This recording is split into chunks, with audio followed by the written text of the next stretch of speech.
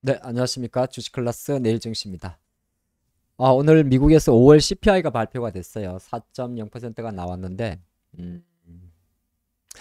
한번 보도록 할까요? 네, 근데 제가 제목을 좀 적어 놨는데, 헤드라인 물가는 곧 아마 3%로 내려가지 않을까, 그렇게 전망을 하고, 앞자리를 말하는 거죠. 근데 이제 6월 달에 또 FOMC 회의가 열릴 건데, 생각보다 좀 조용할 FOMC. 저는 일단 그렇게 한번 좀 생각을 해봤습니다. 자, 지금부터 보도록 할게요. 자, 우리가 물가 지표를 보통 발표될 때 네 가지를 봅니다. 뭐 그렇게 볼 게 많냐고요? 일단 헤드라인 CPI라는 게 있어요. 전체 CPI를 말하는 거죠. 물가 지표. 여기에는 이제 뭐 식료품과 에너지 다 포함입니다. 그래서 한 지난달 4.9에서 한 4.1 정도 나오지 않을까 했는데 4.0%가 나온 거죠. 뭐 이렇게 이 정도 속도로 하면 거의 이제 앞자리가 3자로 바뀌는 데는 어려울 것 같지는 않습니다. 일단 그렇게 보겠고, 그 다음에 이제 많이 보는 게 월간 변동폭인데, 월간 변동폭도 놓고 보면 0.4% 증가해서 0.1% 증가로 뭐 그렇게 많이 변한 건 없죠. 내려간 거죠. 뭐 4.9에서 4.0으로 거의 0.9가 확 떨어졌으니까 그럴 수밖에 없을 거고. 근데 이제 이것보다 우리가 가끔 그런 이야기를 하거든요. 근데 이거보다는 이제 코어 CPI라는 게 있어요. 핵심 물가 상승률이라는 게 있는데, 이게 이제 근원 CPI라고 이야기를 합니다. 쉽게 말해서 좀 변동성이 큰 거, 식료품하고 에너지를 뺀 거.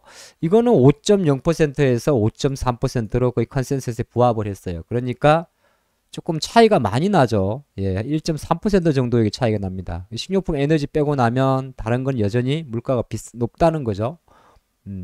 그렇게 볼 수 있습니다. 그리고 월간 변동폭도 0.4 증가해서 0.4니까 한편으로 놓고 보면 환호할 부분인가에 대한 이야기는 뭐그 정도는 아닙니다. 근데 시장이 어느 정도 예상한 것보다는 그래도 낮게 나왔기 때문에 나쁜 건 아니지 않나. 보니까 호재와 악재를 따진다면 뭐 악재까지는 아니다. 약간 호재에 가깝다. 예, 그렇게 볼 수 있을 것 같은데, 항목별로 놓고 보면 여전히 같은 항목인데요.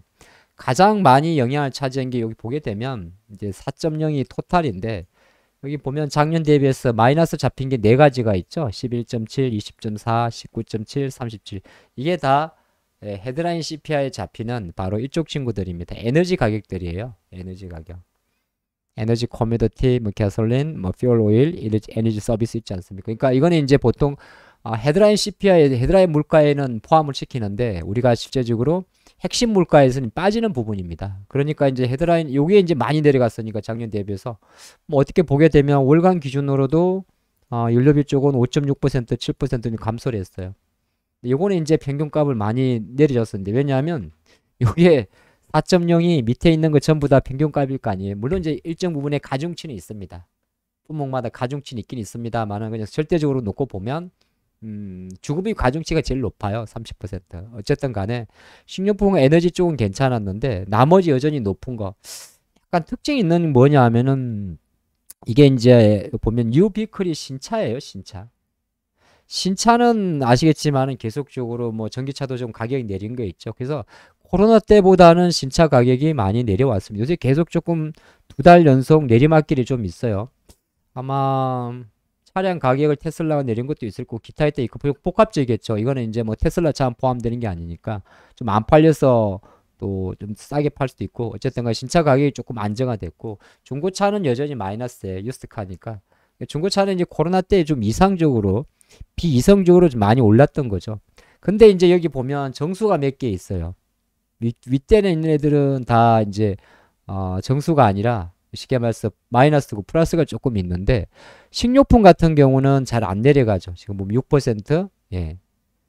그러니까 이건데 근데 이 부분도 헤드라인은 잡히지만은 코에는 잘 안 잡힙니다. 빼는 수치인데요. 뭐 외식비, 뭐 집에서 먹는 거, 그다음에 푸드웨이, 그러니까 외식비 다 포함인데 약간의 예딩들은 평균보다 좀 높게 있어요. 근데 가장 중요한 거는 뭔데? 주거비가 떨어졌느냐? 우리가 말하는 월세, 쉘터라고 이야기를 하죠. 주거비가 떨어졌느냐? 이건 안 떨어져요. 예, 여전히 놓고 보면 두 가지가 있는데, 지금 보면 헤드라인이 하락을 했잖아요. 이게 8%죠. 그러니까 안 떨어지는 거죠. 게다가 주거비 비중이 올해 1월 달부터 30%로 올렸어요. 가중치를. 그러니까 아까 말한 대로 이상하게 예, 4.9에서 4%로 압도적으로 떨어지는데 에너지 가격이 떨어졌기 때문에. 하지만 이게 근원으로 넘어가 버리면 코로 넘어가게 되면 안 떨어지는 거죠. 주거비가 떨어지는 주거비가 여전히 평균 4%보다 높으니까. 근데 추세적으로 한번 놓고 보면 이래요. 그래서 헤드라인 CPI는 코로나 이전에 대략 2% 선을 기준으로 해가지고 조금 많이 나와야 3%, 조금 나쁘게 디프레이션 우려 나올 땐 1% 초중반 나왔는데 지금은 그 구간에 내 올라가 있으니까 이 그래프 놓고 보면 헤드라인 CPI는 에너지 가격이나 이런 가격에 따라서 조만간에 앞자리 3자리를 찍을 수가 있어요. 그러니까 시간을 두고 다시 원래 구간으로 들어오는데 오래 걸릴 것 같지는 않아요.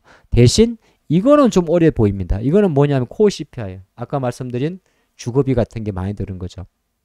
그러니까 이거는 지금 보면 그래프 기준으로 제가 10년치인데 매우 위에 있단 말이에요. 얘가 언제 여기 내려오겠어요? 한참 걸리겠죠.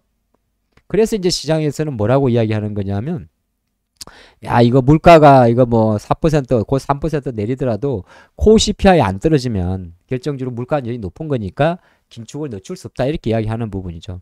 그럼 이번 FOMC 회의에서 중요한 것은 뭐냐 하면 뭐 금리는 아마 동결할 것 같아요.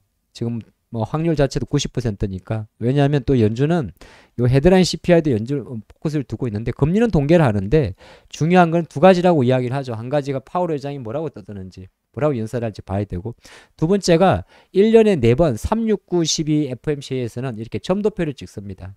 요게 3월달 찍은 건데 잘 보시면 이때는 올해 기준금리가 대략 어디에 찍혀 있냐면 절반 이상 18개 정도가 찍히는데요. 지금 미국의 기준금리가 5.25죠. 딱 고개 찍혀 있는 거예요. 약간 높아봤자 5.5%는 몇 개 안 돼요. 7개 정도. 그리고 내년도에는 사실 4.4% 중반이 찍혀 있었는데 지금 페이스라면 이제 이 점도표가 26년까지는 볼 필요 없고요. 이 점도표가 과연 이제 5.5에 많이 찍히는지 이게 좀 중요할 수가 있죠. 만약에 올라간다고 본다면 뭐 어떻게 보게 되면 6월 달은 동결 하겠지만 7월 달은 인상하는 구조로 갈 거고 그리고 나면 또 이것도 중요해요. 내년도 금리의 가장 이 산포도가 과연 지금처럼 4% 중반에 멈춰 있을지 4.5% 중간에 멈춰 있을지 되게 중요한 부분이죠. 과연 이번 물가지표 미국의 CPI는 실제적으로 4%에 환호하기보다는 어떻게 보게 되면 뭐 다시 한번 헤드라인 물가가 높은 것은 경계한다는 것을 보여준 이슈가 될 것 같고 이걸 가지고 여러 가지 발표됐던 고용과 기타 등등을 감안해서 연준이 6월 달에 금리 결정을 할 때는 동결을 한다 하더라도 높은 헤드라인 물가와 또 하나가 점도표에서의 산포도가 어느 정도 하이를 찍어주는지 그걸 좀 지켜보면 좋을 것 같습니다. 돌고 돌고 돌아서 긴 영상에서 결론은 그렇지만 시장은 이제 금리에 대한 어떤 노이즈는 계속 내려가고 있습니다. 여기까지 하죠.